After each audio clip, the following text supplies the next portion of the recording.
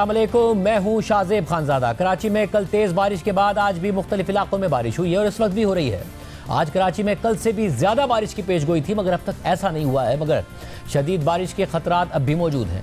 महकमा मौसमियात के मुताबिक सिंध के बेशतर मकामात पर ताकतवर मानसून हवाएं असरअंदाज हैं। मुख्तलिफ इलाकों में गरज चमक के साथ मोतदिल और कहीं मूसलाधार बारिश हुई है। कल भी शहर में गरज चमक के साथ बारिश का इम्कान है। अक्सर मकामात पर दरमियानी और चंद मकामात पर मूसलाधार बारिश का इम्कान है। महकमा मौसमियात के मुताबिक मानसून सिस्टम 23 अगस्त तक कराची समेत सिंध भर में असरअंदाज रहने का इम्कान है। कराची के मुख्तलिफ इलाकों में इस वक्त क्या सूरत हाल है, इस हवाले से बात करेंगे, क्योंकि कल की अर्बन फ्लडिंग की सूरत हाल के बाद आज अहम शाहराहों से तो पानी की निकासी हो गई थी, मगर फिर भी मुतादिद इलाकों में पानी खड़ा था। इस हवाले से बात करेंगे। कराची एडमिन सोसाइटी से दानियाल सैयद मौजूद हैं, मेजिना रोड KMC हेड ऑफिस के बाहर से वलीद अहमद मौजूद हैं और तारिक रोड से राहिल सलमान हमें ज्वाइन कर रहे हैं। इसके अलावा चीफ मेट्रोलॉजिस्ट अमीर हैदर लगारी साहब भी हमारे साथ मौजूद होंगे। उनसे पूछेंगे कि अब क्या इम्कानात हैं बारिश के और आने वाले वक्त में क्या होने वाला है। पहले दानियाल सैयद आप बताइएगा कि इस वक्त भी क्या बारिश हो रही है और इलाके की क्या सूरत हाल है। इस वक्त मौजूद है कराची के इलाके PCHS सोसाइटी एडमिन सोसाइटी में इस वक्त हम मौजूद है और मेरे कैमरामैन शेर जमीर अगर मनाजिर दिखाएं नाजरीन को कि इस वक्त यहाँ पर जो एडमिन सोसाइटी की जो सड़कें हैं वो जेर आब आ चुकी हैं। PCHS ब्लॉक 6 का जो इलाका है मुख्तलिफ मकामात पर गलियों में सड़कों पर इसी किस्म की सूरत हाल का सामना है। न सिर्फ ये एडमिन सोसाइटी PCHS का इलाका बल्कि कराची के जो दीगर मज़ाफ़ाती इलाके हैं, जो दीगर नशेबी इलाके हैं, वहाँ पर भी यही सूरत हाल है। जो लांडी की बात की जाए या कोरंगी और मलीर की बात की जाए वहाँ पर भी यही सूरत हाल है। कराची में बेशतर मकामात गुज़िश्ता रोज से बिजली बंद हुई थी वो अब भी बहाल नहीं हो सकी है। रेस्क्यू इदारों के मुताबिक 17 अफराद हैं जो मुख्तलिफ हादसात में बारिशों के बाद जो हादसात रूडमाओं हुए में 17 अफराद लुक़्मे अजल बने। अगर बारिश का सिलसिला ऐसे ही जारी रहा तो यकीनी तौर पर सूरत हाल मजीद खराब हो सकती है। राहिल सलमान आप बताइएगा तारिक रोड की इस वक्त क्या सूरत हाल है। शाहजेब साहब, बारिश के बाद अभी भी उसी किस्म के मसले मसाइल का सामना है शहर भर में और मुख्तलिफ मकामात पर पानी जमा है। कल से होने वाली बारिश का सिलसिला अभी भी शहर के मुख्तलिफ इलाकों में कहीं हल्की और कहीं तेज़ बारिश जारी है। इन बारिशों के बाद पेश आने वाले मुख्तलिफ हालात वाक़यात में 17 अफराद जाँ बाक हुए। अभी इस वक्त मैं मौजूद हूँ तारिक रोड पर, जहाँ पर इस वक्त भी जो इसकी मरकज़ी सड़क है वहाँ पर भी पानी जमा है और जो अंडरपास है यहाँ पर तारिक रोड पर वो भी कुछ देर के लिए आज दिन में ट्रैफिक कर दिया गया था। वहाँ पर पानी की निकासी का इंतज़ाम किया गया, जिसके बाद अब उसे ट्रैफिक के लिए खोला गया है। लेकिन उस पानी की निकासी का जो सड़क पर पानी मौजूद है वो अभी तक निकासी का इंतजाम नहीं किया गया है। लेकिन कल हमने देखा कि जिस तरह से बहुत खौफनाक सूरत हाल थी शहर भर में, ट्रैफिक का निज़ाम दरम बरम था और गाड़ियाँ पानी में तैर रही थी, तो आज कदरे बेहतर सूरत हाल रही। शहर की मेन आर्टरीज जो कि शार फैसल है, राशिद बिनास रोड है, शार पाकिस्तान है, नॉर्थ नाजवात के इलाके, वहाँ पर पानी की निकासी का इंतजाम किया गया। लेकिन यहाँ पर एक और बात जो बहुत इंतहाई ज़रूरी है कि हर साल जब भी बारिश होती है तो हम यही रिपोर्टिंग कर रहे होते हैं और आज भी उसी तरह से रिपोर्टिंग कर रहे हैं कि शहर के जो इंतज़ामी मसाइल वो किसी सूरत भी हल होने का नाम नहीं ले रहे हैं। अगर बारिश की कैपेसिटी है तो उसके बाद भी जो निकासी का इंतज़ाम है उसकी कैपेसिटी भी बढ़ाने की ज़रूरत है। लेकिन शहर में हमने देखा कि ऐसी कोई सूरत हाल नहीं है। हर बारिश की तरह इस दफ़ा भी जो है वो सूरत हाल उसी की तरह है जिस तरह से पहले भी इंतज़ामी मसाइल होते चले आए हैं। उसकी सबसे बड़ी वजह जो हुक्काम बताते हैं वो ये भी बताते हैं कि शहर में कंट्रोलिंग अथॉरिटी जो है वो एक नहीं है, कई कंट्रोलिंग अथॉरिटीज़ है जिनमें KMC है, KD है, मुख्तलिफ कंटोनमेंट बोर्ड्स हैं और दीगर अथॉरिटीज़ हैं जो कि शहर को कंट्रोल करती हैं। इसी तरह से फिर वहाँ पे भी निकासी का जो सबसे बड़ा मसला है उसी तरह से तमाम स्टेक होल्डर भी उसी बर्बादी के जिम्मेदार हैं। जी, और आप बताइएगा वलीद, इस वक्त मेजिना रोड पर आप मौजूद हैं, KMC हेड ऑफिस के बाहर क्या सूरत हाल है। देखिए, बिल्कुल मैं KMC से ही मुत्तसिल ये सड़क है यहाँ पर मौजूद हूँ। ये सड़क मेजिना रोड की है और ये सड़क मिलाती है पाकिस्तान चौक को मेजिना रोड से। यहाँ पर इस वक्त क्या मनाजिर है कैमरामैन फहद बिन समी आपको दिखा रहे हैं। ये पूरी यहाँ पर पानी ही पानी है। आप चलते चले जाइए, मजीद कुछ किलोमीटर तक जाइए तो आपको सिर्फ पानी ही पानी नजर आता है। और ये सिर्फ मेजिना से मुत्तसिल इस एक सड़क की सूरत हाल नहीं है, बल्कि बोल्टन मार्केट और इसी तरह जामा क्लॉथ, लाइट हाउस समेत जो मेजिना रोड से मुत्तसिल दीगर सड़कें हैं वहां पर यही सूरत हाल है। इसी तरह II सुंदीगर रोड को तो क्लियर कर दिया गया, लेकिन टावर के मुकाम पर पानी है और फिर ऐवान तिजारत अब से कुछ देर कबल हम गए थे तो वहां पर भी पानी मौजूद था।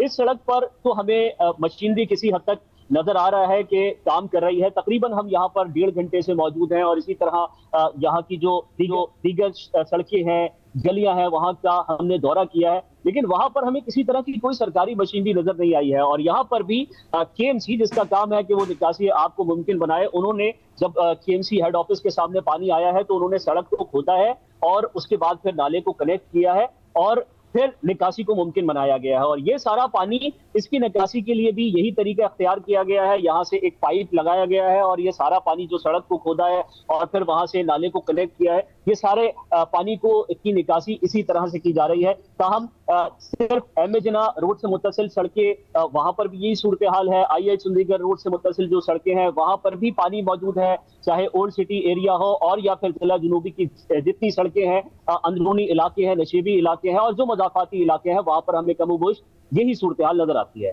बहुत शुक्रिया नज़ीर, हमारे नुमाइंदे इस हवाले से बता रहे थे। इस वक्त हमारे साथ सिंध और बलूचिस्तान के चीफ मेट्रोलॉजिस्ट अमीर हैदर लगारी साहब मौजूद हैं। लगारी साहब, बहुत शुक्रिया हमें शो में ज्वाइन करने के लिए। ज़ाहिर है आज के लिए प्रिडिक्शन की गई थी कि शायद कल से भी ज़्यादा बारिश होगी, अभी तक नहीं हुई है। अब इस वक्त क्या प्रिडिक्शन है, क्या रात को हो सकती है या कल दिन में हो सकती है?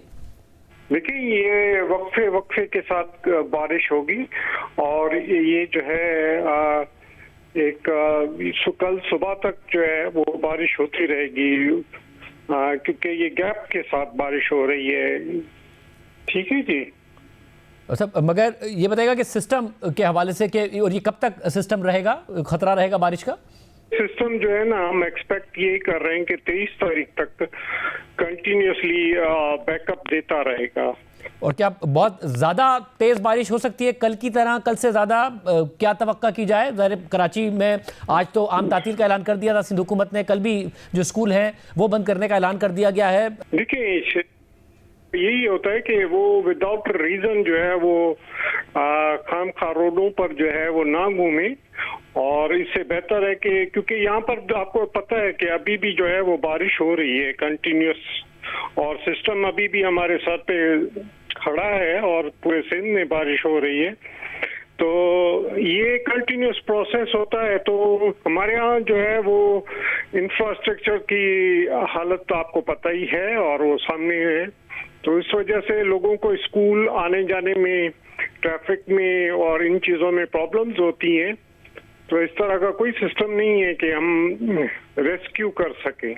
मतलब यानी कि और ये 23 तारीख तक और कल भी सारा दिन ये खतरा मौजूद रहेगा कि बारिश बहुत ज़्यादा भी हो सकती है। आज की प्रेडिक्शन थी, आज नहीं हुई, मगर ये खतरा मौजूद है। एक्चुअली हम समंदर के पास रहते हैं, तो ये क्या होता है कि सिस्टम यहाँ आकर स्ट्रांग हो जाते हैं। अगर वो समंदर से उसको मॉइस्चर या सपोर्ट मिल जाती है तो वो फिर मजीद हमें नुकसान का बायस बनते हैं, जैसे कि कल बना था।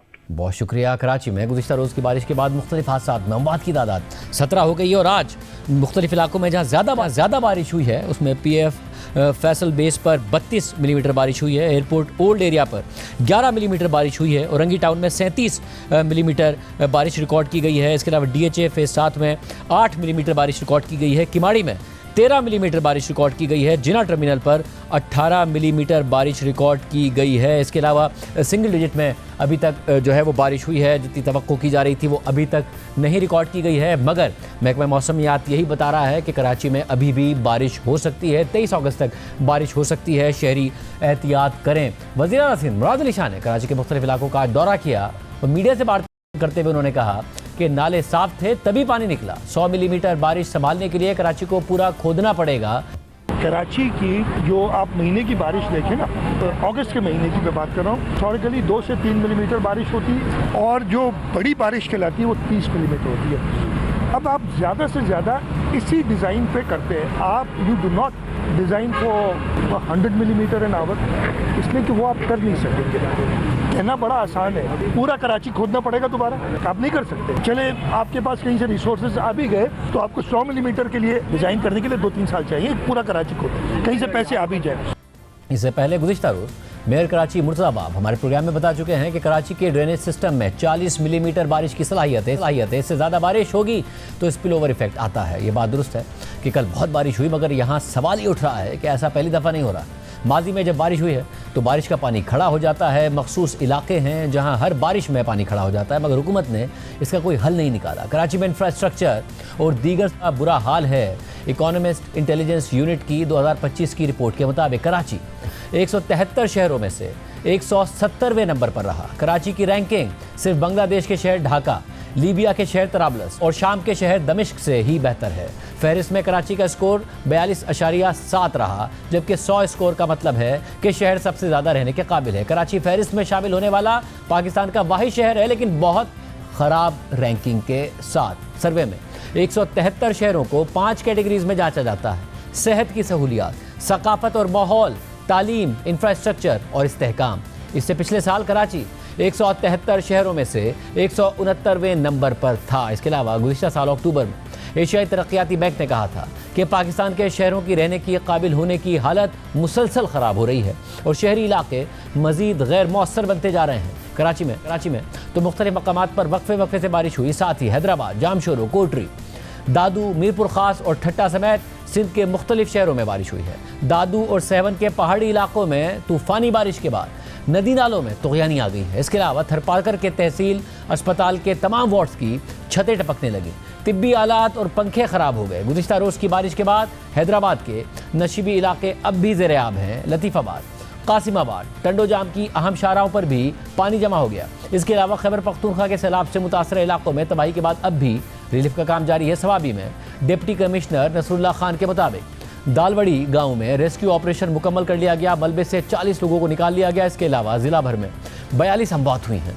दालवड़ी, बाला और सरकोई पाया में 18 घर मुकम्मल तौर पर तबाह हो गए हैं और 27 घरों को नुकसान पहुंचा है। वज़ीर आज़म शहबाज शरीफ ने आज खैबर पख्तूनख्वा में सैलाब और लैंडस्लाइडिंग से मुतासर इलाकों का दौरा किया। बुनेर और शांगला के मुतासर इलाकों का फ़िज़ाई जायज़ा लिया और इमदादी रकूम के चेक तकसीम किए।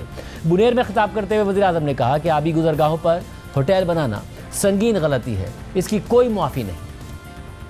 दरिया के अंदर होटल घर बने थे, तो ये तो दुनिया में कहीं कानून नहीं है। तो गुयानी आई है अभी 2 स्पेल, अभी इसके और होने हैं जो सितंबर के 10 तारीख से पहले 2 और स्पेल आ रहे हैं। उसका तो अल्लाह ताला से हम सब गिड़गिड़ाएंगे, माफ़ी मांगेंगे, उससे मदद मांगेंगे। लेकिन जो इंसानी जो फाश गलती है, चाहे वो होटल बनाने वाले का दरिया के अंदर, चाहे हुकूमत का आज की है या माजी की है, या किसी अफसर का उसकी इजाज़तनामा देना या इजाज़त के बगैर बन जाना, इसकी कोई माफ़ी नहीं है। मैं समझता हूँ कि ये हमें इसके ऊपर तहरीक चलानी है। आपको मेरे साथ और तमाम अपनी हुकूमत के साथ मिलकर तहरीक चलाएं कि हम अब नदी नालों और दरियाओं के आसपास ख़तरनाक जगहों पर कोई हम जगह तामीर नहीं होने देंगे। प्रोग्राम में आगे बढ़ते हैं। कौमी असम्बली और सेनेट में अपोजिशन लीडर्स की 9 मई के मुकदमात में सज़ाओं और नाअहली के बाद इमरान खान ने दोनों ऐवानों में नए अपोजिशन लीडर्स की नामजदगी कर दी है। इमरान खान ने उमर अयूब की जगह तहरीक इंसाफ के किसी रहनुमा को अपोजिशन लीडर नामजद करने के बजाय पख्तूनख्वा मिली अवामी पार्टी के सरबराह महमूद खान अचकज़ई को इस ओहदे के लिए नामजद कर दिया है, जबकि सेनेट में अपोजिशन लीडर के लिए आज़म सवाती को नामजद कर दिया है। तहरीक इंसाफ के सेक्रेटरी जनरल सलमान अकरम राजा ने इन फैसलों की तस्दीक करते हुए कहा है कि इमरान खान ने ज़िमनी इंतखाबात में शिरकत करने या ना करने का फैसला सियासी कमेटी पर छोड़ दिया है। खान साहब ने ज़िमनी इंतखाबात का मामला पार्टी की जो सियासी कमेटी है, पॉलिटिकल कमेटी है, उस पर छोड़ा है। आज शाम इजलास है पॉलिटिकल कमेटी का, उसमें फैसला होगा। कौमी असम्बली में अपोजिशन लीडर के लिए खान साहब ने महमूद खान अचकज़ई साहब को नामजद किया है, सेनेट में आज़म सवाती साहब को। पंजाब असम्बली के लिए उन्होंने 5 नाम मांगे हैं, जिनमें से एक का वो फैसला करेंगे।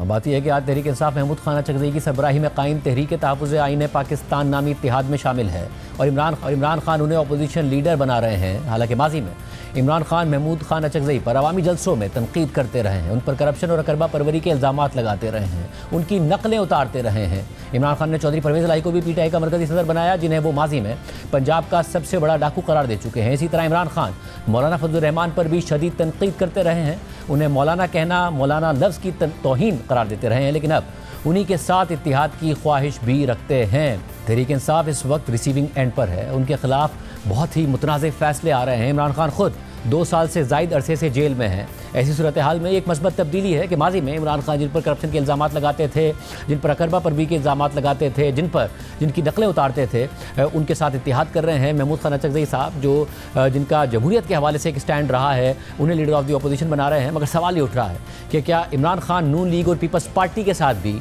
मुज़ाकरात के लिए तैयार होंगे? माजी में पीपल्स पार्टी नून लीग भी एक दूसरे पर तनकीद किया करती थी, मगर साथ ही मुज़ाकरात भी करती थी। मगर इमरान खान कहते हैं कि ये जमातें कठपुतली हैं, इनसे मैं बात नहीं करूंगा, इनकी वजह से हमारे साथ ये सब हो रहा है। मगर वो इस्टेब्लिशमेंट से बात करने के लिए तैयार हैं, हालांकि वो इस्टेब्लिशमेंट पर भी यही इल्ज़ाम लगाते हैं। इस्टेब्लिशमेंट उनसे बात नहीं कर रही है। वज़ीर आज़म शहबाज शरीफ ने 14 अगस्त को अपने खिताब में तमाम सियासी जमातों को मीसाक़े इस्तेहकाम पाकिस्तान का हिस्सा बनने की पेशकश की थी। मैं तमाम सियासी जमातों, स्टेक होल्डर्स और सिविल सोसाइटी को मीसाक़े इस्तेहकाम पाकिस्तान का हिस्सा बनने के लिए एक मरतबा फिर खलूस दिल से दावत देता हूँ। ये मीसाक़े मईशत की बहाली का ही मंसूबा नहीं, बल्कि एक वसीतर कौमी मफाद की बुनियाद है, ताकि पूरी दुनिया देख सके कि इख्तिलाफात अपनी जगह मगर अपने प्यारे पाकिस्तान की खातिर हम सब एक हैं। अब हम किसी नए फितने को जगह नहीं देंगे। पाकिस्तान में सबको एहतजाज का हक है,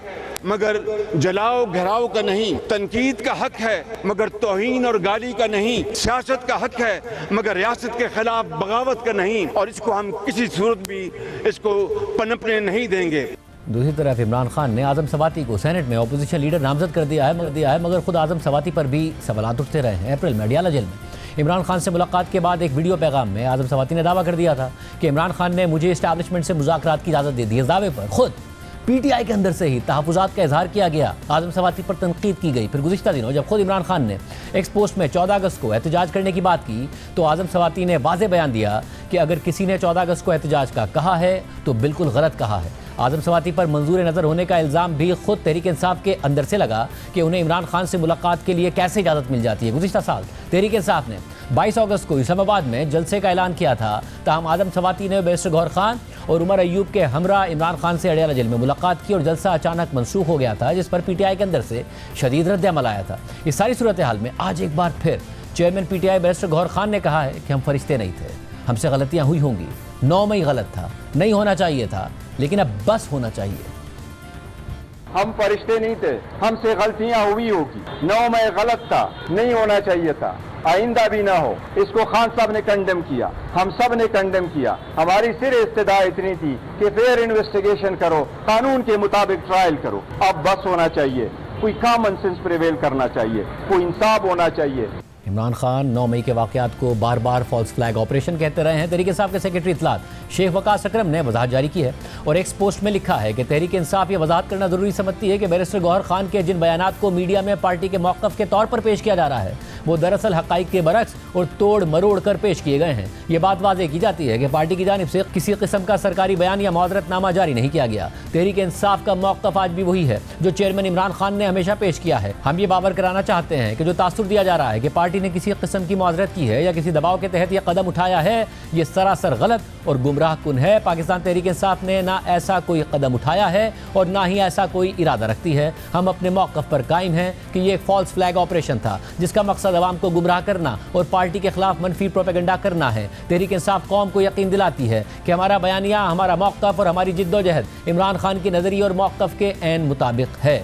इस पूरी सूरत हाल पर बात करेंगे सीनियर सहाफ़ी तज़कियाकार हामिद मीर साहब हमारे साथ मौजूद है। मीर साहब बहुत शुक्रिया हमें ज्वाइन करने के लिए। मीर साहब सबसे पहले ज़ाहिर बैरिस्टर गौहर खान साहब कहते हैं कि हम फरिश्ते नहीं थे, हमसे गलतियाँ हुई हैं, 9 मई गलत था, मगर अब बस होना चाहिए। और उसके बाद ज़ाहिर तहरीक इंसाफ में शेख वकास अकरम साहब की तरफ से प्रेस रिलीज आती है कि उनके जो बयान है पार्टी के मौक़िफ़ के से हट के पेश किया जा रहा है, हक़ाइक़ बरक्स हैं, तोड़ मरोड़ कर पेश किए गए हैं। क्या तहरीक इंसाफ के अंदर कोई बहस है, क्या मामला आप समझते हैं?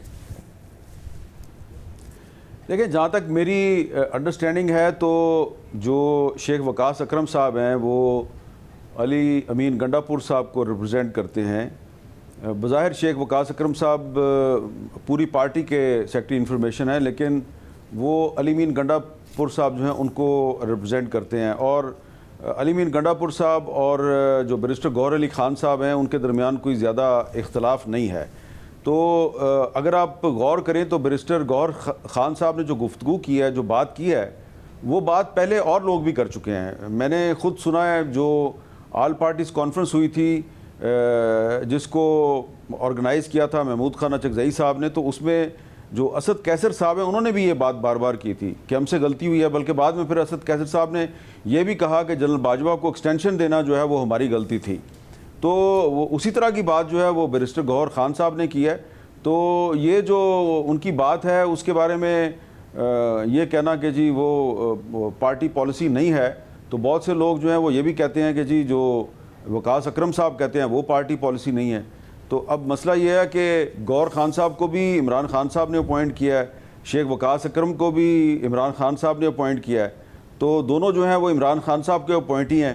तो ये तो इमरान खान साहब को एक्सप्लेन करना चाहिए ना कि उन्हीं के अपॉइंटेड बंदे हैं, तो वो दो मुख्तलिफ बातें क्यों कर रहे हैं। लेकिन मैं ज़ाती तौर पर ये समझता हूँ कि बैरिस्टर गौहर खान साहब ने जो बात की है उनकी बात से पार्टी के बहुत से दीगर सीनियर रहनुमा जो हैं वो इत्तेफाक करते हैं। मैंने आपको एक मिसाल दे दी है असद कैसर साहब की, और बाकी भी बहुत से लोग उनसे इत्तेफाक करते हैं, तो उनकी बात पर एतराज़ की मेरा ख्याल है कोई वजह नहीं थी। और साहब, और जब शेख वकास अकरम साहब कहते हैं कि बैरिस्टर गौहर के बयान को हक़ाइक़ के बरक्स को तोड़ मरोड़ कर मीडिया में पेश किया गया, और वो कहते हैं कि जो चेयरमैन इमरान खान ने हमेशा पेश किया वही पार्टी का मौक़िफ़ है। खान साहब तो कहते हैं फॉल्स फ्लैग था 9 मई। आपको लग रहा है कि पार्टी कहीं ना कहीं कोई दरमियान के रास्ते की तरफ आ रही है ताकि मामला ठीक हो जाएं, या ये एक अपने तहीं बैरिस्टर गौहर साहब ने बात कह दी?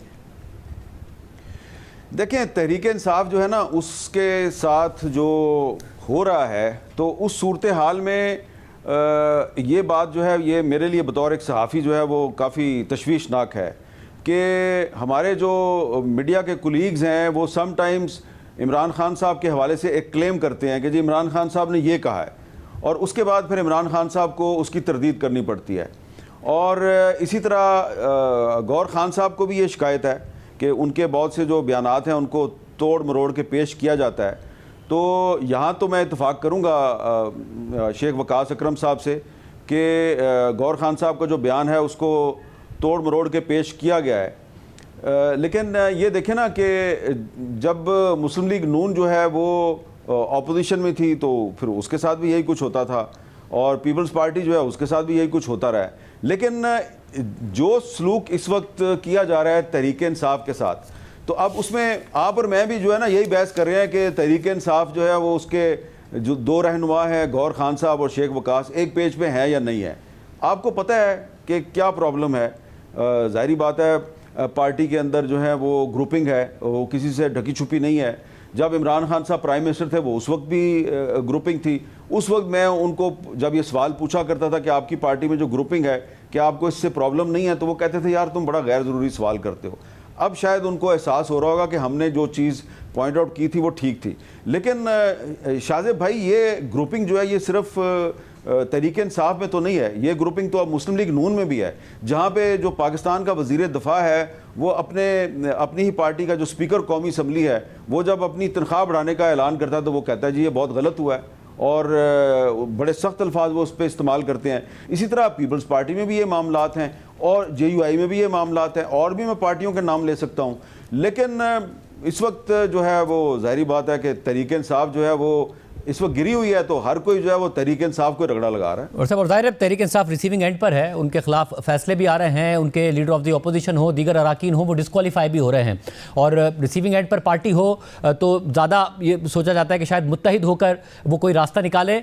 ये भी बताएगा कि फिर ऐसे सिनेरियो में जब पार्टी नॉमिनेट करती है महमूद खान अचकज़ई साहब को, और वो leader of the opposition national assembly में, और ज़ाहिर महमूद खान अचकज़ई साहब हमेशा जमहूरियत के लिए खड़े रहे हैं, उन्होंने आवाज़ उठाई है। नवाज शरीफ साहब के साथ गलत हो रहा था तब भी आवाज़ उठाते थे, अब इमरान खान साहब रिसीविंग एंड पर उनके लिए भी आवाज़ उठाते हैं। दूसरी तरफ सवाती साहब को सेनेट में नामजद कर रही है पार्टी। सवाती साहब पर खुद पार्टी के अंदर से सवाल उठता है, उनकी मुलाकातें हुई या उन्होंने कहा कि मैं अब मामला तय करा दूंगा, तो पार्टी के अंदर से उन पर तनकीद हो रही थी। ये जो दो चॉइसेस हैं ये क्या आपके ख्याल में पैगाम देती हैं? मुफाहमत और मज़ाहमत दोनों का एक साथ पैगाम देती हैं, या कोई ऑप्शन नहीं था इसलिए इनको नॉमिनेट कर दिया? देखिए, जहाँ तक महमूद खान अचकज़ई साहब का ताल्लुक़ है तो उनके बारे में जो बराह रास्त इमरान खान साहब की अभी तक पार्टी के किसी सीनियर लीडर से बात नहीं हुई है। इमरान खान साहब की बात हुई अली बुखारी साहब से जो एडवोकेट हैं और इस्लामाबाद से PTI के टिकट होल्डर भी थे, तो उनसे बात हुई खान साहब की, और उन्होंने सलमान अकरम राजा साहब को बताई है। और सलमान अकरम राजा साहब की या बैरिस्टर गौर खान साहब की अभी तक बराह रास्त इमरान खान साहब से बात नहीं हुई। अलबत्ता महमूद खान रचकज़ई साहब जो हैं उनको ये कन्वे कर दिया गया कि आपके बारे में ये कहा गया, लेकिन वो ये इंतज़ार कर रहे हैं कि उनको पार्टी की तरफ से बाकायदा जो है वो बताया जाए, यानी कि गौर खान साहब और सलमान अकरम राजा साहब उनके पास जाएं और उसके बाद पार्टी और जो कौमी असम्बली में जो पार्लिमानी पार्टी है वो दोनों मिलकर ये फैसला करेंगे। लेकिन प्रॉब्लम ये है ना, देखें जो पहले अपोजिशन लीडर हैं उमर अयूब साहब, तो उनके खिलाफ जो कार्रवाई चल रही है इलेक्शन कमीशन में, उसके खिलाफ पेशावर हाई कोर्ट ने स्टे दिया हुआ है, शिबली फराज साहब ने भी स्टे दिया हुआ है, और जो पार्लिमानी लीडर हैं जरताज गुल वज़ीर साहिबा उनको भी, उनके खिलाफ भी कार्रवाई चल रही है। तो इससे आप अंदाज़ा लगा लेना कि एक पार्टी जो है उसका कौमी असम्बली और सेनेट में जो अपोजिशन लीडर है उसको इलेक्शन कमीशन जो है वो डी नोटिफाई करना चाह रही है, पार्टी जो है वो अदालत में गई हुई है। तो इस सूरत हाल में जो इमरान खान साहब हैं शायद उन्होंने सोचा होगा कि कोई मैं ऐसा अपना पार्टी का MNA तलाश करूं जिस पर 9 मई का केस ना हो, तो और वो मेरे साथ मिलकर चले भी और मेरी आवाज़ में आवाज़ भी मिलाए। और क्योंकि पिछले दिनों महमूद खान रचकज़ई साहब ने एक बड़ी कामयाब ऑल पार्टीज़ कॉन्फ्रेंस की, तो शायद इसलिए उन्होंने फैसला किया कि उनको बनाया जाए। तो महमूद खान रचकज़ई साहब जो हैं वो तो जो मुज़ाहमत का जो नैरेटिव है वो उसको रिप्रेजेंट करते हैं। जहाँ तक ताल्लुक़ है आज़म स्वाति साहब का, तो आज़म स्वाति साहब जो हैं पहले वो मुज़ाहमत कर रहे थे, अब वो मुफाहमत की तरफ आ गए हैं। तो शायद तहरीक इंसाफ के पास कोई चॉइस नहीं है। तो अभी तक तहरीक इंसाफ की जो लीडरशिप है, जब तक उनकी बराह रास्त इमरान खान साहब से 1 to 1 एक मुलाकात नहीं होती, तो फिर इस किस्म के फ़ैसलों को पार्टी पॉलिसी करार देना या इस पर ज़्यादा तबसरा करना मेरे ख्याल में मुनासिब नहीं है। अलबत्ता जहाँ तक महमूद खान रचकज़ई साहब का ताल्लुक़ है तो वो मेरा ख्याल है इमरान खान साहब का बिल्कुल ठीक फ़ैसला है। अच्छा, और रचकज़ई साहब के बारे में ज़ाहिर है इमरान खान साहब की बाजी में राय, उन पर अकरबा परवरी के करप्शन के इल्ज़ामात लगाना, उनकी नकलें उतारना, ये होता रहा। ज़ाहिर परवेज़ इलाही साहब के लिए उनकी राय चेंज हुई, मौलाना को वो कहते थे मौलाना ही नहीं कहना चाहिए, उनके साथ भी उनकी पार्टी आगे बढ़ना चाहती है, मगर नून लीग पीपल्स पार्टी के साथ वो कहते हैं कठपुतली, इनसे बात नहीं करूँगा, बात में इस्टेब्लिशमेंट से ही करूँगा। इस बात का इम्कान है कि सियासी जमातें इंगेज हो जाएँ, जब नून लीग और पीपल्स पार्टी बहरहाल कहते हैं कि जी आप सियासी जमातों से बात करें? देखें, ये जो बात है ये बड़ी अच्छी बात है कि हम ये उनको रिमाइंड करवाते हैं कि इमरान खान साहब जो हैं वो 2014 के धरने में जब तकरीर किया करते थे इस्लामाबाद में, तो बाकायदा वो महमूद खान रचकज़ई साहब की नकलें उतारते थे और हम उस वक्त भी उनके इस रवैये की मजम्मत करते थे। हम आज भी समझते हैं कि उन्होंने ये गलत किया, लेकिन साथ में हमें ये भी याद दिलाना चाहिए कि शहबाज शरीफ साहब आसिफ जरदारी साहब के बारे में क्या कहते थे और आसिफ जरदारी साहब जो हैं वो नवाज़ शरीफ के बारे में क्या कहते थे। तो अगर इमरान खान ने गलत किया और हम कहते हैं कि आपने गलत किया, तो जो फिर शहबाज शरीफ साहब ने जरदारी साहब के बारे में कहा वो भी गलत है, और फिर जरदारी साहब ने जो नवाज़ शरीफ के बारे में कहा वो भी गलत है, और फिर नवाज़ शरीफ जो हैं वो मोहतरमा बेनज़ीर भुट्टो शहीद को सिक्योरिटी थ्रेट कहा करते थे और जनरल ज़ियाउल हक को अपना रोल मॉडल करार दिया करते थे, तो वो भी गलत है। तो जब हम एक ऑपोजिशन की पार्टी का जेल में कैद लीडर है, जब हम उसके बारे में ये बात करते हैं कि तुमने तो महमूद खान रचकज़ई के बारे में ये कहा था, तो क्या तुम अपनी बातें भूल गए, अपने अल्फाज भूल गए? बिल्कुल हम सही सवाल उठाते हैं, लेकिन हमें सिर्फ उनके बारे में सवाल नहीं उठाना चाहिए, और जो बाकी जो सियासतदान हैं उनको भी सिर्फ इमरान खान को ताना नहीं मारना चाहिए, इमरान खान को ताना मारने से पहले अपने गिरेबान में भी झांकना चाहिए। और आमिर साहब, ये जो जितने भी हैं, जैसे शहबाज शरीफ साहब को बार बार उनसे सवालात हुए, उनके शॉर्ट्स भी दिखाए गए और उन्होंने माफ़ी तक मांगी कि जो जरदारी साहब के बारे में उन्होंने कहा था कि मैं लाहौर की गलियों में घसीटूंगा। मियां नवाज शरीफ साहब जो करते थे मोहतरमा बेनज़ीर भुट्टो के साथ, फिर चार्टर ऑफ डेमोक्रेसी भी किया, फिर मियां नवाज शरीफ साहब और जरदारी साहब ने एक दूसरे के साथ जो माजी में किया उस पर निदामत का इजहार भी किया। मगर मैं यही पूछ रहा हूँ कि क्या इमरान खान साहब भी आगे बढ़ते हुए आपको लगता है इंगेजमेंट करेंगे इन जमातों के साथ, या वो इस मौक़िफ़ पर ही कायम रहेंगे कि कठपुतलियाँ इनसे नहीं बात करूँगा?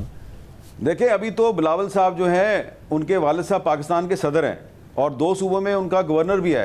अभी थोड़े दिन पहले उन्होंने क्या कहा है शहबाज शरीफ साहब के बारे में कि लाहौर में शहबाज स्पीड है और कराची में शहबाज स्लो है। और ये जो 2013 का जो 2024 का इलेक्शन था, 2024 के इलेक्शन में क्या क्या नहीं कहा बिलावल साहब ने शहबाज शरीफ साहब के बारे में, तो वो है ना साथ साथ। ठीक है, माफ़ी मांगी थी शहबाज शरीफ साहब ने, लेकिन बिलावल साहब ने जो शहबाज शरीफ के बारे में कहा तो उसकी तो उन्होंने अभी तक माफ़ी नहीं मांगी, बल्कि वो तो उनसे अवार्ड भी ले लेते हैं। तो इसलिए मैं समझता हूं कि गुंजाइश देनी चाहिए बजाय इसके कि हम कहें कि पहले इमरान खान मरज़ा साहब, सवाल ये ना कि माफी मांगे एक दूसरे पर, तो पहले बिलावल साहब माफी मांग लें शहबाज शरीफ साहब से, तो फिर हम मुतालबा करेंगे कि इमरान खान भी अचकज़ई से माफी मांगे। नहीं, माफी ना मांगे इमरान खान। मैं तो ये कह रहा हूँ कि साथ फिर भी चल रहे हैं, चाहे पीपल्स पार्टी हो, नून लीग हो, साथ चल रहे हैं, एक दूसरे पर तनकीद भी करते हैं। और आप दुरुस्त कह रहे हैं बिलावल भुट्टो ज़ाहिर साहब ने कि मैं सवाल ये कर रहा हूँ कि कोई साथ चलने का या कम से कम मुज़ाकरात की मेज़ पर बैठने का रास्ता निकल सकता है, या इमरान खान साहब का मौक़िफ़ इनके बारे में सख्त ही रहेगा, और अगर सख्त है तो दुरुस्त है? देखिए, जहाँ तक मेरी अंडरस्टैंडिंग है, मुझे तो ये लगता है कि जब आप कौमी असम्बली में और सेनेट में तहरीक इंसाफ के अपोजिशन लीडर को डिस्क्वालीफाई कर रहे हैं, तहरीक इंसाफ के रहनुमाओं को आप 10-10 साल कैद की सज़ाएँ दे रहे हैं, तो उसके बाद फिर आप ये तवक्को करें कि जनाब ये हमारे साथ बैठ के बातचीत करेंगे और ग्रैंड डायलॉग के नाम पे कोई गुफ्तगू करेंगे, तो ये काफ़ी मुश्किल है। पहले मुज़ाकरात होने चाहिए, मैं भी इसका हामी हूँ, लेकिन उसके लिए पहले माहौल साजगार होना चाहिए। अब अगर आप मुझे बताएं ना कि अगर अब इमरान खान जेल से बैठ के कह दें कि जी ठीक है जी, आप नेशनल इंटरेस्ट में, कौमी मुफाद में जनाब आप आसिफ जरदारी साहब और शहबाज शरीफ साहब के साथ मुज़ाकरात शुरू कर दें, तो तहरीक इंसाफ के जो वोटर हैं और सपोर्टर हैं उनको आप भी जानते हैं, हम भी जानते हैं, सारी दुनिया जानती है, तो वो तो इसको सपोर्ट नहीं करेंगे। तो ज़ाहिर बात है इमरान खान साहब जो हैं वो एक पार्टी जो है उसके बानी चेयरमैन हैं और जेल से बैठ के पार्टी को चलाने की कोशिश कर रहे हैं, तो उनको अपने कारकुनों के और सपोर्टर्स के जज्बात का तो पता है ना। तो इस सूरत हाल में जब तक हुकूमत की तरफ से कोई कॉन्फिडेंस बिल्डिंग मेजर्स नहीं होते, CBMs नहीं होते, और तहरीक इंसाफ जो है वो अगर इस माहौल में हुकूमत से मुज़ाकरात का ऐलान कर दे, तो फिर ये तो तहरीक इंसाफ पहले ही उस मार खा रही है, तो उसकी मज़ीद कमज़ोरी ज़ाहिर होगी। तो मुझे नहीं लगता कि इस सूरत हाल में आप आज़म स्वाति साहब को अगर आप बना भी देते हैं सेनेट में अपोजिशन लीडर, तो वो कोई पुल का काम कर सकते हैं रियासत और इमरान खान के दरमियान। मुझे नहीं लगता कि ऐसा होगा।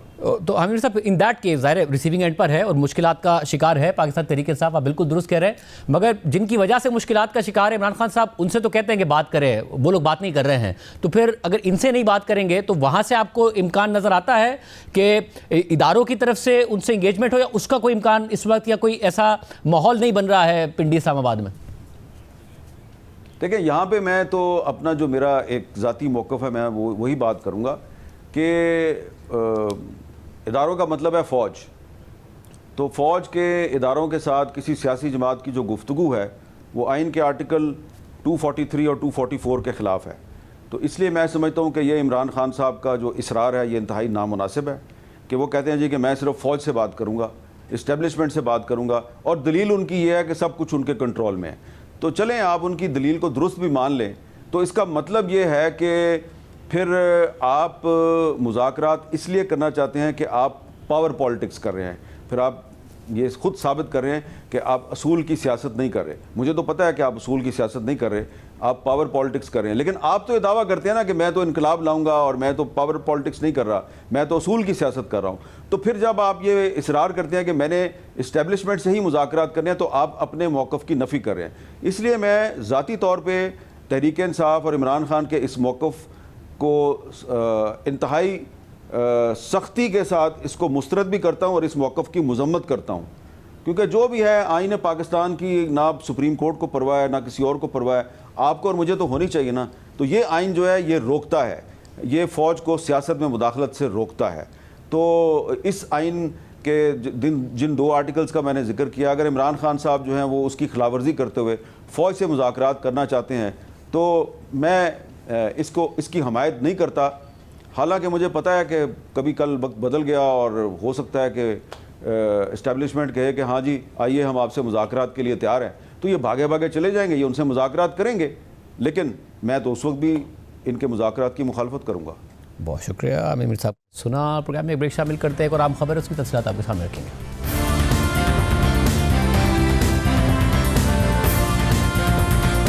अमेरिकी सदर ट्रंप की जानिब से रूसी तेल की खरीदारी पर भारत पर इजाफी टैरिफ्स आयद करने के बाद से दोनों ममालिक के ताल्लुकात मजीद ख़राब होते जा रहे हैं। एक तरफ ट्रंप इंतज़ामिया की भारतीय हुकूमत पर तनकीद में रोज़ बरोज़ शिद्दत आती जा रही है, तो दूसरी जानिब भारतीय वज़ीर आज़म नरेंद्र मोदी अमेरिका को बराह रास्त जवाब तो नहीं दे रहे हैं, मगर वो मैसेजिंग ज़रूर कर रहे हैं। और अमेरिकी दबाव और पाबंदियों की धमकियों के बावजूद भारत न सिर्फ रूसी तेल खरीद रहा है, बल्कि चीन जैसे अमेरिका के बड़े हरीफ के साथ ताल्लुकात को भी फ़रोग़ दे रहा है। कल अमरीकी चैनल CNBC न्यूज़ पर अमेरिका के वजीर खजाना स्कॉट बेसेंट से जब सवाल हुआ कि चीन भी रूसी तेल खरीद रहा है मगर सिर्फ भारत पर इजाफी टैरिफ्स क्यों आयद हुए हैं, तो उन्होंने जवाब दिया कि चीन यूक्रेन जंग से पहले भी रूस से तेल का खरीदार था, लेकिन भारत यूक्रेन जंग के बाद रूसी तेल की खरीदारी में इजाफा करके मुनाफा कमा रहा है और इस तेल को रीसेल करके भारत ने तकरीबन 16 अरब डॉलर्स तक कमाए हैं और इससे भारत के चंद अमीर तरीन खानदान फायदा उठा रहे हैं। चलिए पीछे जाकर तारीख को देखते हैं तो चीन की दरामदाद ज़्यादा नहीं है। अगर आप 2022 से पहले रूसी इन्वेजन से पहले के हालात देखें तो चीन के तेल का 13% पहले ही रूस से आ रहा था और अब ये 16% है। इसलिए चीन के तेल के ज़राए डाइवर्सिफाइड हैं। अब अगर आप भारत को देखें तो मेरा ख्याल है कि जंग से पहले उसका 1% से भी कम तेल रूस से आता था और अब मेरा ख्याल है ये बढ़कर 42% तक पहुंच गया है। भारत सिर्फ मुनाफाखोरी कर रहा है, वो बस मुनाफा कमा रहे हैं, वो इस तेल को दोबारा फरोख्त कर रहे हैं। उन्होंने 16 अरब डॉलर्स का इजाफी मुनाफा कमाया है और इससे भारत के चंद अमीर तरीन खानदान फायदा उठा रहे हैं। तो ये मामला बिल्कुल मुख्तलिफ है। ये जो भारत कर रहा है, जिसे मैं इंडियन आर्बिट्रेज कहूँगा कि सस्ता रूसी तेल खरीदना और इसे मसनूआत की सूरत में दोबारा बेच देना, ये सब कुछ जंग के दौरान शुरू हुआ है, जो बिल्कुल नाकाबिले कबूल है। इस हवाले से ब्लूमबर्ग की रिपोर्ट में लिखा है कि स्कॉट बेसेंट के इस बयान को एशिया के सबसे अमीर तरीन आदमी मुकेश अंबानी पर इनडायरेक्ट तनकीद समझा जा रहा है, क्योंकि मुकेश अंबानी की रिलायंस इंडस्ट्रीज लिमिटेड रूसी खाम तेल के खरीदारों में शामिल रही है और तवील मुद्दती मुआहदों के तहत रूसी कार्गोज खरीदती रही है। वजीर आजम मोदी के दोस्त मुकेश अंबानी की कंपनी रिलायंस भारत की सबसे बड़ी कंपनी है और मार्केट इंडेक्स में नुमाया वजन रखती है। ब्लूमबर्ग के मुताबिक भारतीय हुकूमत बार बार इस बात का दिफा करती आई है कि उसे सबसे सस्ते जराए से तेल खरीदने का हक हासिल है और अमरीकी धमकियों को गैर माकूल करार देती आई है। पीर को भारतीय वजीर आजम नरेंद्र मोदी ने रूसी सदर पुतिन से टेलीफोन पर गुफ्तगू की और उन्हें अपना दोस्त करार दिया। इसके अलावा कल जब व्हाइट हाउस की तर्जुमान कैरोलाइन लेविट से रूस और यूक्रेन जंग के मुतालिक सवाल हुआ तो उन्होंने कहा कि सदर ट्रंप रूस पर जंग के खात्मे के लिए सख्त अवामी दबाव डाल रहे हैं और भारत पर पाबंदियां भी इस सिलसिले में लगाई गई हैं। उन्होंने इजाफी टैरिफ्स को पाबंदियां कहा। The president has put tremendous public pressure to bring this war to a close. He's taken actions, as you've seen, sanctions on India and other actions as well. He's made himself very clear that he wants to see this war end. इससे पहले अमेरिकी सदर Trump के मुशीर बराए तिजारत Peter नेवारो ने पीर को financial times के लिए लिखे गए एक ओपेड में भारत की जानिब से रूसी तेल की खरीदारी पर सख्त तनकीद की थी। पीटर नेवारो ने फाइनेंशियल टाइम्स में लिखे गए अपने आर्टिकल में रूसी तेल पर भारत के इंहिसार को मौका परस्ताना करार दिया और कहा कि अगर भारत अमेरिका का स्ट्रेटेजिक पार्टनर बनना चाहता है तो इसे वैसा ही रवैया अपनाना होगा। पीटर नेवारो ने अपने ओपेड में मजीद लिखा कि अमली तौर पर भारत रूसी तेल के लिए एक ग्लोबल क्लियरिंग हाउस के तौर पर काम कर रहा है, जो पाबंदियों के शिकार रूसी खाम तेल को कीमती एक्सपोर्ट में तब्दील करके रूस को दरकार डॉलर्स फराहम कर रहा है। इस सारी सूरत हाल में जहां सदर ट्रंप और उनके इंतजामिया के अराकीन मुसलसल भारत को रूसी तेल की खरीदारी पर तनकीद का निशाना बना रहे हैं, वहीं अब भारत की सरकारी रिफाइनरीज ने इस तनकीद और धमकियों के बावजूद मुख्तसर तात्तुल के बाद एक बार फिर रूसी तेल की खरीदारी शुरू कर दी है। ब्लूमबर्ग की ही रिपोर्ट के मुताबिक भारत की सरकारी रिफाइनरीज ने ट्रंप इंतजामिया की जानिब से शदीद तनकीद और टैरिफ्स के बावजूद मुख्तसर तात्तुल के बाद दोबारा रूसी तेल खरीदना शुरू कर दिया है। इस मामले से वाकिफ ट्रेडर्स के मुताबिक इंडियन ऑयल कॉरपोरेशन और भारत पेट्रोलियम कॉरपोरेशन समेत प्रोसेसर्स ने गुज़िश्ता 2 दिनों के दौरान रूसी खाम तेल के कुछ कार्गोज खरीदे हैं। उन्होंने मजीद बताया कि ये शिपमेंट्स सितंबर और अक्टूबर में लोडिंग के लिए हैं। इस माह के अवाइल में जब सदर ट्रंप ने रूसी तेल की खरीदारी पर भारत पर तनकीद की थी और मुआशी पाबंदियों की धमकी दी थी तो भारत की सरकारी रिफाइनरीज ने रूसी खाम तेल की खरीदारी रोक दी थी। भारत ने जुलाई के आखिर में अपने प्रोसेसर्स से कहा था कि वो ऐसे मंसूबे तैयार करें जिनके जरिए रूसी तेल की फराहमी बंद होने की सूरत में ओपेक प्लस प्रोड्यूसर्स पर इन्हिसार कम किया जा सके, यानी भारत की खाम तेल की दरामदात को डाइवर्सिफाई किया जा सके। अमेरिकी सदर ट्रंप के मुशीर बराए तिजारत पीटर नेवारो ने पीर को फाइनेंशियल टाइम्स में एक कॉलम में लिखा कि रूसी दरामदात में इजाफे की वजह भारत की मकामी ज़रूरियात के बजाय वहाँ की बड़ी ऑयल लॉबी की मुनाफाखोरी है। इसके अलावा अमेरिकी वजीर खजाना स्कॉट बेसेंट ने दावा किया कि भारत के कुछ अमीर तरीन खानदान रूसी तेल की खरीदारी से फ़ायदा उठा रहे हैं और उन्होंने भारत पर टैरिफ बढ़ाने के मंसूबे को दोहरा दिया।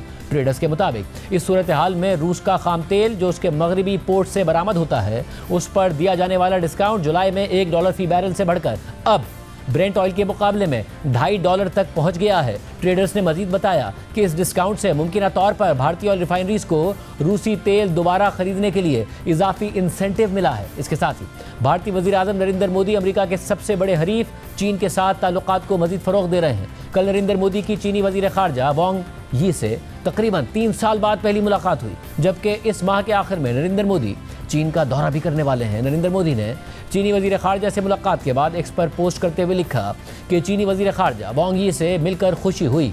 गुज़िश्ता साल काजान में चीनी सदर शी जिनपिंग से मेरी मुलाकात के बाद से भारत चीन ताल्लुकात ने एक दूसरे के मफादात और सेंसिटिविटीज़ के एहतराम की बुनियाद पर मुस्तकिल पेशरफ्त की है। मैं शंघाई ताउन तंजीम के सरबराही इजलास के मौके पर हमारी अगली मुलाकात का मुंतज़िर हूँ। भारत और चीन के दरमियान मुस्तहकम, प्रिडिक्टेबल और तामीरी ताल्लुकात खित्ते के साथ साथ आलमी अमन और खुशहाली में भी नुमाया किरदार अदा करेंगे। इसके अलावा भारत और चीन के दरमियान तकरीबन 5 साल बाद बराह रास्त परवाज़ें भी दोबारा शुरू करने, सरहदी मामलात हल करने और बाहिमी तिजारत बढ़ाने पर भी इत्तफाक हो गया है। रॉयटर्स की रिपोर्ट के मुताबिक भारत और चीन ने मंगल को इस बात पर इत्तफाक किया है कि दोनों ममालिक बराह रास्त परवाज़ें दोबारा शुरू करेंगे और बाहिमी तिजारत और सरमायाकारी को बढ़ाएंगे, क्योंकि दोनों हमसाया ममालिक 2020 के सरहदी तनाज़े की वजह से अपने मुतासरा ताल्लुकात को दोबारा बहाल कर रहे हैं। अमेरिकी सदर ट्रंप की गैर मुतवक्के खारजा पॉलिसी के पस मंज़र में ये दोनों एशियाई ताकतें एहतियात से अपने ताल्लुकात को मजबूत कर रही हैं और इस सिलसिले में दोनों ममालिक के दरमियान आला सतह के बाहिमी दौरों का एक सिलसिला भी शुरू हो चुका है।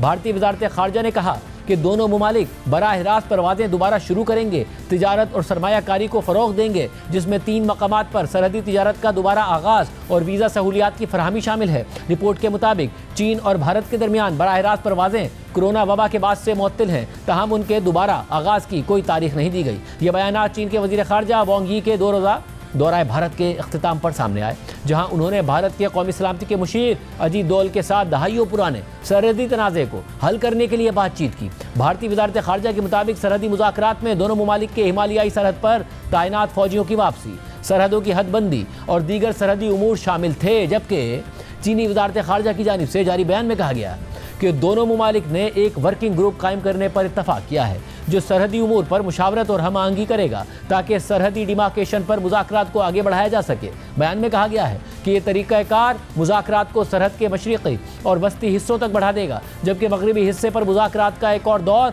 जल्द से जल्द मुनक़्क़िद किया जाएगा। चीन ने मजीद कहा कि दोनों ममालिक 2026 में दोबारा चीन में मुलाकात पर भी मुत्तफ़िक हो गए हैं, जबकि मोदी इस माह के आखिर में शंघाई ताउन तंजीम के सरबराही इजलास में शिरकत के लिए चीन का दौरा करने वाले हैं और ये उनका 7 साल से ज़ायद अरसे के बाद पहला चीन का दौरा होगा। यानी एक तरफ ट्रंप इंतजामिया की तरफ से मुसलसल धमकियां दी जा रही हैं और दूसरी तरफ मोदी हुकूमत चीन और रूस से कुर्बत बढ़ाकर और उसका इजहार करके मैसेजिंग कर रही है। प्रोग्राम में आगे बढ़ते हैं। इसराइल गजा सिटी पर कब्जे की तैयारी कर रहा है।